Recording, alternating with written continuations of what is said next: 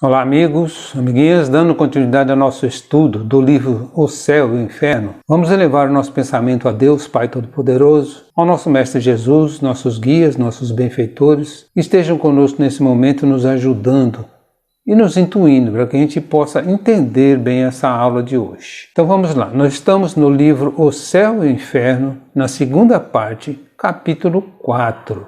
Capítulo 4, a gente continua com as descrições das evocações que Kardec fez na Sociedade de Paris. São descrições de alguns espíritos que foram evocados logo após a sua morte. Vamos falar hoje dos espíritos sofredores, né? E o primeiro aqui, ele trata do castigo. Então esse capítulo ele é uma exposição geral do estado dos culpados por ocasião da entrada no mundo dos espíritos. E isso foi ditado à Sociedade Espírita de Paris em outubro de 1860. Depois da morte, os espíritos endurecidos, egoístas e maus são logo presas de uma dúvida cruel a respeito do seu destino, no presente e no futuro. Olham em torno de si e nada veem que possa aproveitar ao exercício da sua maldade. O que os desespera, visto como o insulamento e a inércia são intoleráveis aos maus espíritos. Então, logo depois da morte, os espíritos endurecidos,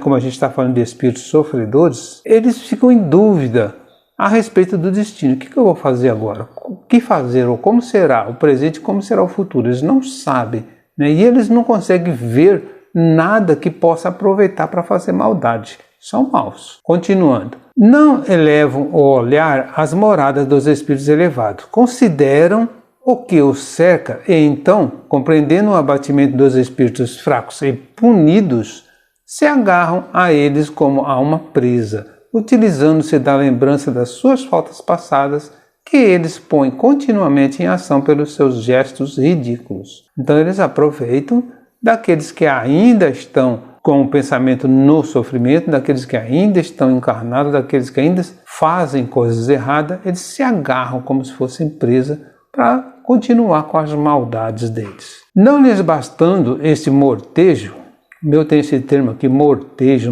é caçoada, tá? Então, não lhes bastando esse mortejo, atiram-se para a terra quais abutres famintos, procurando entre os homens uma alma que lhes dê fácil acesso às tentações. Então eles vêm fazer caçoada, vêm fazer alguma coisa para atingir as pessoas que dão acesso, que entram na vibração, que deixam entrar naquela vibração. Encontrando-a, dela se apodera, exaltando-lhe a cobiça e procurando extinguir-lhe a fé em Deus. Então, assim que eles se aproximam de uma pessoa, que consegue o contato de uma pessoa, eles ficam exaltando a cobiça da pessoa, o egoísmo, e faz com que a pessoa se afaste de Deus. Até que, por fim, senhores de uma consciência e vendo segura a presa, estende a tudo que se lhe aproxime a fatalidade do seu castigo. Estende a tudo que se lhe aproxime a fatalidade do seu contágio. Então, tudo que o espírito puder fazer, ele faz para atrapalhar a vida dessa pessoa. O mau espírito, no exercício da sua cólera, é quase feliz, sofrendo apenas nos momentos em que deixa de atuar, ou nos casos em que o bem triunfa do mal. Então, normalmente, esses espíritos eles ficam contentes, porque fazem o mal, é isso que eles gostam, então eles estão felizes. E só ficam chateados ou ficam mal quando eles não conseguem fazer o mal. Passam, no entanto, os séculos, o mau espírito pressente que as trevas acabaram por envolvê-lo. O ciclo de ação se lhe restringe e a consciência muda até então, faz-lhe sentir os acelerados espinhos do remorso. Então aí a consciência dele começa a ativar, Estava muda até então, agora a consciência começa a aparecer e fazer com que ele entenda o que ele fez e continua fazendo. Inerte, arrastado no turbilhão, ele vagueia, como dizem as escrituras, sentindo a pele arrepiar-se de terror. Não tarda, então, que um grande vácuo se faça nele e em torno dele. Chega o momento em que deve expiar a reencarnação, aí está ameaçadora. E ele vê como no espelho as provações terríveis que o aguardam. Quereria recuar, mas avança e, precipitado no abismo da vida, rola em sobressaltos até que o véu da ignorância lhe recaia sobre os olhos. Então ele começa a entender, porém, ele tem que expiar, tem que pagar pelo que fez. E aí ele tem que reencarnar. Não quer reencarnar, mas não tem jeito. Reencarna, ou como diz aqui, o véu da ignorância, né? Assim que assume o corpo físico, né? O espírito esquece o que fez, mas ele vai ter que pagar pelo que fez. Vive, age e ainda culpado, sentindo em si não sei que lembrança inquieta, pressentimentos que o fazem tremer, sem recuar, porém, da senda do mal. Então, quer dizer, ele ainda continua mal, ele sente os pressentimentos, mas ainda continua fazendo coisas erradas. Por fim, extenuado de forças e de crimes, vai morrer. Então, novamente, a morte, né? Estendido numa enxerga, o meu tem esse termo aqui, enxerga seria uma cama de palha, uma cama pobre, ou num leito, que importa? Então ele vai morrer, não importa onde, numa cama pobre ou numa cama rica, num leito melhor. O homem culpado sente, sob aparente imobilidade, revolver-se e viver dentro de si um mundo de esquecidas sensações. Fechadas as pupilas, ele vê um clarão que desponta, ouve estranhos sons. A alma, prestes a deixar o corpo, agita-se impaciente, enquanto as mãos crispadas tentam agarrar as cobertas. Então aí ele já está, né, aquele espírito mau, passou o tempo fazendo coisa errada, reencarnou, continuou fazendo coisa errada e agora está desencarnando novamente. Então ele sente tudo isso. Quereria falar, gritar aos que o cercam. Retenho-me, eu vejo o castigo. Impossível. A morte sela-lhe os lábios esmaecidos, enquanto os assistentes dizem, descansa em paz. Então, às vezes ele quer gritar, ele não quer morrer, quer voltar, mas não tem jeito. E contudo, ele ouve, flutuando em torno do corpo que não deseja abandonar, uma força misteriosa o atrai, vê e reconhece finalmente o que já vira. Espavorido, ei-lo que se lança no espaço onde desejaria ocultar-se e nada de abrigo, nada de repouso. Então ele consegue entender que ele vai ser castigado, ele consegue entender que não melhorou, que não fez o que deveria ser feito, e aí tenta se esconder. Desejaria ocultar, como diz aqui, mas ele não encontra onde se esconder. Retribui-lhe outros espíritos o mal que fez. Então outros espíritos começam a fazer para ele o mal que ele tinha feito anteriormente. Castigado, confuso e escarnecido, por sua vez vagueia e vagueará até que a divina luz o penetre e esclareça, mostrando-lhe o Deus vingador, o Deus triunfante de todo o mal, e ao qual não poderá apaziguar senão a força de expiação e gemidos. Jorge é que está dando essa comunicação, né? Então ele entende, né, que está sofrendo, ele está sendo castigado por outros espíritos, porém, enquanto ele não vê a luz de Deus, ele não entender que Deus, né, é triunfante com relação ao mal, que ele deve seguir os ensinamentos divinos, ele não consegue apaziguar nada se ele não expiar, se ele não passar pelo sofrimento. Nunca se traçou quadro mais terrível e verdadeiro à sorte do mal. Será ainda necessária a fantasmagoria das chamas e das torturas físicas? Então está se referindo aqui, né, ao que dizia a igreja primitiva, né, que se teria que passar pelo fogo do inferno, pelas torturas físicas no inferno. Então ele está perguntando, será que ainda vai ter que fazer isso? Depois da gente ter essa revelação, pode ter uma coisa terrível explicada como é que foi? No véu. O espírito dirige-se ao médium que em vida o conhecera. Vou contar-te o meu sofrimento quando morri. Meu espírito, preso ao corpo por elos materiais, teve grande dificuldade em desembaraçar-se, o que já foi por si uma rude angústia. Então esse espírito ele teve grande dificuldade no desencarne. Como ele diz aqui, foi uma angústia para ele. A vida que eu deixava aos 21 anos era ainda tão vigorosa que eu não podia crer na sua perda. Por isso, procurava o corpo. Estava admirado, apavorado por me ver perdido num turbilhão de sombras. Por fim, a consciência do meu estado e a revelação das faltas cometidas em todas as minhas encarnações feriram-me subitamente, enquanto uma luz implacável me iluminava os mais secretos âmagos da alma, que se sentia desnudada e logo possuída de vergonha acabrunhante. Então ele sentia aquela luz que penetrava e que fazia revelar tudo o que ele tinha sido feito nas encarnações passadas, todo o mal que tinha sido feito nas encarnações passadas. Procurava fugir a essa influência, interessando-me pelos objetos que me cercavam, novos, mas que, no entanto, já conhecia. Os espíritos luminosos flutuando no éter davam-me a ideia de uma aventura a que eu não podia aspirar. Formas sombrias e desoladas, mergulhadas umas em tedioso desespero, furiosas ou irônicas, outras deslizavam em torno de mim ou por sobre a terra a que me chumbava. Eu via agitarem-se os humanos cuja ignorância invejava. Toda uma ordem de sensações desconhecidas ou antes reencontradas invadiram-me simultaneamente, como que arrastado por uma força irresistível, procurando fugir à dor encarniçada.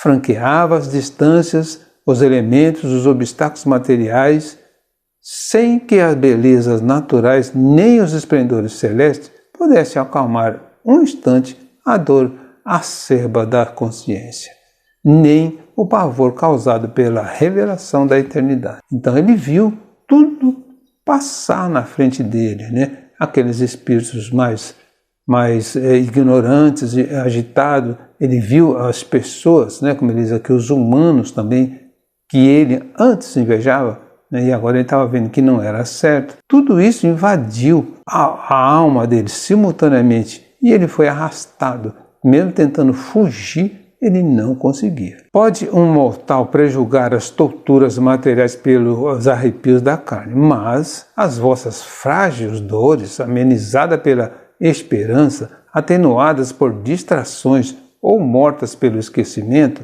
não vos darão nunca a ideia das angústias de uma alma que sofre sem tréguas, sem esperanças, sem arrependimento. Então ele está dizendo aqui que todo o sofrimento que a gente passa não é nada perto do que eles passam, do que a alma passa lá. Decorrido um tempo cuja duração não posso precisar, invejando os eleitos cujo esplendores entrevia, detestando os maus espíritos que me perseguiam como remorques seriam malícias, né? Então, os espíritos, detestando os maus espíritos que me perseguiam com remorques, desprezando os humanos cujas torpezas eu via, passei de fundo abatimento a uma revolta insensata. Então ele passou a ficar revoltado com tudo isso, de não ter feito, de não ter aproveitado como deveria ter aproveitado. Chamaste-me finalmente e pela primeira vez um sentimento suave e eterno me acalmou. Escutei os ensinos que te dão os teus guias. A verdade impôs-se-me. Orei. Deus ouviu-me, revelou-se-me por sua clemência, como já se havia revelado por sua justiça. Então, quando ele foi chamado, quando ele foi evocado, ele sentiu pela primeira vez alguma coisa mais leve, mais suave. Escutou o que o guia do médium falava, passava para ele. Então começou a orar, pediu a Deus, né? E isso, a justiça de Deus se revelou ali. E ele assina como novel. Auguste Michel, Louvre, março de 1863. Era um moço rico, boêmio, gozando larga e exclusivamente a vida material, conquanto inteligente e indiferentíssimo pelas coisas sérias eram-lhe o traço característico. Então era um moço rico, boêmio, não se preocupava com as coisas sérias, só pensava nas coisas materiais. Sem maldade, antes bom que mal, fazia-se estimar por seus companheiros de pândega, sendo apontado na sociedade por suas qualidades de homem mundano. Não fez o bem, mas também não fez o mal. Faleceu em consequência de uma queda da carruagem em que passeava. Evocado alguns dias depois da morte por um médium que indiretamente o conhecia, deu sucessivamente as seguintes comunicações. Então ele foi evocado e aí ele passou a dar comunicações. A primeira evocação foi no dia 8 de março de 1863. Por enquanto, apenas consegui desprender-me e dificilmente vos posso falar. A queda que me ocasionou a morte do corpo perturbou profundamente o meu espírito. Inquieta-me esta incerteza cruel do meu futuro. O doloroso sofrimento corporal experimentado nada é comparativamente a esta perturbação. Orai para que Deus me perdoe. Que dor! Graças, meu Deus, que dor! A Deus. Então essa comunicação ele deu assim bem curtinha, né, me pediu mais que orasse por ele. Aí 10 dias depois, né, do dia 18 de março, ele dá uma nova comunicação. Já vi a voz, mas apenas pude falar dificilmente. Presentemente, ainda mal me posso comunicar convosco. Sois o único médium ao qual posso pedir preces para que a bondade de Deus me subtraia a perturbação. Porque sofrer ainda quando o corpo não mais sofre? Por que existir sempre esta dor horrenda, esta angústia terrível? Orai, orai para que Deus me conceda repouso. Que cruel incerteza! Então ele está pedindo aí para o médium orar por ele, já novamente na segunda comunicação. Ainda estou ligado ao corpo, apenas com dificuldade posso ver onde devo encontrar-me. Meu corpo lá está, e porque também lá permaneço sempre. Vinde orar sobre ele para que eu me desembarace dessa prisão cruel. Deus me perdoará, eu espero. Vejo os espíritos que estão junto de vós, e por eles posso falar-vos. Orai por mim. Então, novamente, ele pede orações, né? Algum tempo depois, alguns meses depois, né? 6 de abril, sou eu quem vem pedir que oreis por mim. Será preciso irdes ao lugar em que jaz meu corpo, a fim de implorar do Onipotente que me acalme os sofrimentos? Sofro, se sofro, ide a esse lugar. Assim é preciso. É dirigir ao Senhor uma prece para que me perdoe. Vejo que poderei ficar mais tranquilo, mas volto incessantemente ao lugar em que depositaram o que me pertencia. O médium, não dando importância ao pedido que lhe fazia de orar sobre o túmulo, deixara de atender. Todavia, indo aí mais tarde, lá mesmo recebeu uma comunicação. Então o médium, a princípio, ignorou esse pedido. Normalmente, né, quando a gente recebe um pedido de um irmãozinho, de um espírito necessitado, nós, como médiums, temos que fazer o possível para cumprir. Lógico que não há necessidade, às vezes, de ir ao cemitério. Mas nesse caso aqui, ele estava preso ao corpo lá no cemitério. Então ele pedia que fosse lá para libertá-lo. E o médium, depois de muito tempo, resolveu ir. Então no dia 11 de maio, ele recebeu essa comunicação. Aqui vos esperava. Aguardava que viesse ao lugar em que meu espírito parece preso ao seu invólucro, a fim de implorar ao Deus de misericórdia e bondade acalmar os meus sofrimentos. Podeis beneficiar-me com as vossas preces? Não o esqueçais, eu vos suplico. Vejo quanto a minha vida foi contrária ao que deveria ser. Vejo as faltas cometidas. Fui no mundo um ser inútil. Não fiz uso algum proveitoso das minhas faculdades. A fortuna serviu apenas à satisfação das minhas paixões, aos meus caprichos de luxo e à minha vaidade. Não pensei senão nos gozos do corpo, desprezando os da alma e a própria alma. Descerá a misericórdia de Deus até mim, pobre espírito que sofre as consequências das suas faltas terrenas? Então ele está dizendo que esqueceu de tudo, só pensava na parte física. Na parte espiritual ele não fez nada, esqueceu até da própria alma, como ele diz aqui. Orai para que ele me perdoe, libertando-me das dores que ainda me pungem. Agradeço-vos por terdes vindo aqui orar por mim. Então, depois disso, ele agradeceu novamente, o médium ter ido orar lá no túmulo por ele. Novamente, alguns meses depois, dia 8 de junho, posso falar e agradeço a Deus que me faculta. Compreendi as minhas faltas e espero que Deus me perdoe. Trilhai sempre na vida de conformidade com a crença que vos alenta, porque ela vos reserva um futuro repouso que eu ainda não tenho. Obrigado pelas vossas preces. Até outra vista. Então aqui ele vem agradecer, alerta para que o médium siga a crença, como ele diz aqui, é uma crença que vos alenta, então siga os princípios espíritas, a doutrina espírita, porque ela vos reserva um futuro repouso.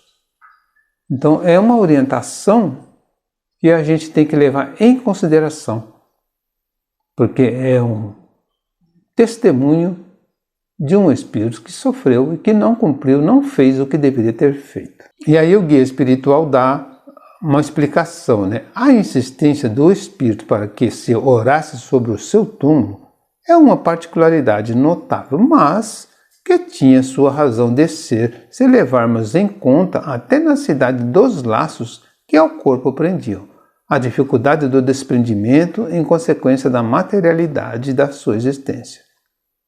Então o guia está explicando que não é uma coisa normal, mas é um assunto particular, uma coisa única, própria desse espírito.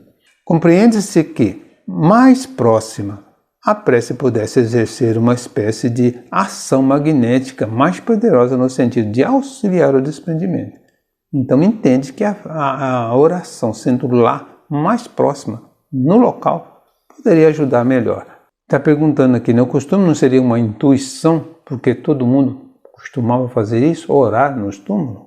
Então, nesse caso, a eficácia da prece alcançaria um resultado simultaneamente moral e material. Então, a prece lá no túmulo, como era costume da época, ia modificar a parte moral daquele espírito e fazer com que ele deixasse a matéria.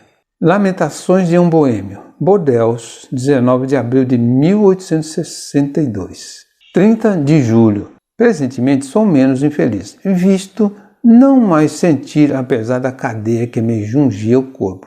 Estou livre, enfim, mas ainda não expiei e preciso é que repare o tempo perdido, se eu não quiser prolongar os sofrimentos. Espero que Deus, tendo em conta a sinceridade do arrependimento, me conceda a graça do seu perdão. Pedi ainda por mim, eu vou-lhe suplico. Então, mais uma vez aí, esse boêmio se lamentando. Homens, meus irmãos, eu vivi só para mim e agora expio e sofro. Conceda-vos, Deus, a graça de evitardes os espinhos que ora me laceram. Prossegui na senda larga do Senhor e orai por mim, pois abusei dos favores que Deus faculta às suas criaturas. Então ele entende que ele abusou, o que Deus provê para nós, ele não aproveitou. Quem sacrifica aos instintos brutos a inteligência e os bons sentimentos que Deus lhe dá, assemelha-se a um animal que muitas vezes se maltrata. O homem deve utilizar-se sobriamente dos bens de que é depositário, habituando-se a visar a eternidade que o espera, abrindo mão, por consequência, dos gozos materiais. Então ele está dizendo que o homem deve aproveitar os bens que ele recebe, e visando aí a eternidade, visando a vida futura. A sua alimentação deve ter por exclusivo fim a vitalidade. Então se alimentar de coisas boas, não intoxicar o corpo, não cometer abusos. O luxo deve apenas restringir-se às necessidades da sua posição. Os gozos, os pendores, mesmo os mais naturais, devem obedecer ao mais são raciocínio, sem o que ele se materializa em vez de se purificar. Então, se fizer uso errado dessas atitudes, no caso aí do luxo, dos gozos, dos pendores, né, da alimentação, ao invés de se purificar, ele vai se complicar cada vez mais. As paixões humanas são estreitos grilhões que se enroscam na carne, e assim não lhes deis abrigo. Então as paixões também, né, muito ferrenha, acabam sendo grilhões. Vós não sabeis o seu preço quando regressarvos à pátria. As paixões humanas vos despem antes mesmo de vos deixarem, de modo a chegardes nu, completamente nu, ante o Senhor. Cobri-vos de boas obras que vos ajudem a franquear o espaço entre vós e a eternidade. Manto brilhante, elas esconde as vossas torpezas humanas. Envolvei-vos na caridade e no amor, vestes divinas que duram eternamente. Então ele está dizendo que a gente deve praticar aí a caridade e o amor, né, que faz com que a gente se envolva numa veste divina. E aí o guia do médium dá uma explicação. Este espírito está num bom caminho, porquanto, além de arrependimento, aduz conselhos tendentes a evitar os perigos da senda por ele trilhada. Então, ele está num bom caminho. Ele já se arrependeu, né, e está até dando conselhos. Reconhecer os erros é já um mérito e é um passo efetivo para o bem. Também por isso a sua situação, sem ser venturosa, deixa de ser a de um espírito infeliz. Então a situação dele não é tão infeliz assim, porque ele já começa a dar conselho, ele já entendeu o que fez de errado. Arrependendo-se, resta-lhe a reparação de uma outra existência. Mas, antes de lá chegar, sabeis que a existência desses homens de vida sensual, que não deram ao espírito outra atividade além da invenção de novos prazeres. Mas, antes de lá chegar, sabeis qual a existência desses homens de vida sensual que não deram ao espírito outra atividade além da invenção de novos prazeres. Então a gente não sabe o que vai acontecer na existência deles, né? Porque é uma vida de prazeres. E ele continua aqui. A influência da matéria segue-os além túmulo, sem que a morte lhe exponha termo aos apetites que a sua vista, tão limitada como quando na terra, procurava em vão os meios de os saciar. Por não terem nunca procurado alimento espiritual, a alma erra no vácuo, sem norte, sem esperança, presa dessa ansiedade de quem não tem diante de si mais que um deserto sem limites. A inexistência das lamentações espirituais acarreta naturalmente a nulidade do trabalho espiritual depois da morte. E porque não lhe restem meios de saciar o corpo, nada restará para satisfazer o espírito. Então, mesmo ele já sendo um espírito arrependido, mesmo ele tendo consciência que fez errado, ele ainda vai levar, como ele diz aqui, para além túmulo, os erros que cometeu. Aquele vício vai ficar impregnado. Então, numa próxima existência, vai continuar com aquele vício. Então, como ele diz aqui, daí um tédio mortal cujo termo não prevém e ao qual prefeririam ou nada. Então, daí ele tem um tédio mortal, porque ele não consegue fazer aquilo que estava acostumado a fazer. Mas, o nada, então ele prefere o nada. Mas o nada não existe. Puderam matar o corpo, mas não pode aniquilar o espírito. Importa, pois, que vivam nessas torturas morais até que, vencidos pelo cansaço, se decidam a volver os olhos para Deus. Então eles vão viver, vão continuar nessas torturas morais até que resolva olhar para Deus, resolva pedir perdão realmente, né, e começar a pensar em Deus. Encerramos aqui a nossa aula de hoje com essas declarações que tivemos aí de alguns espíritos, né? Agradeço a todos pela oportunidade, peço ainda, quem não se inscreveu no nosso canal, por favor, que eu faça, né? Inscreva-se, é só clicar aí no botãozinho vermelho. É gratuito. Que Jesus abençoe a todos.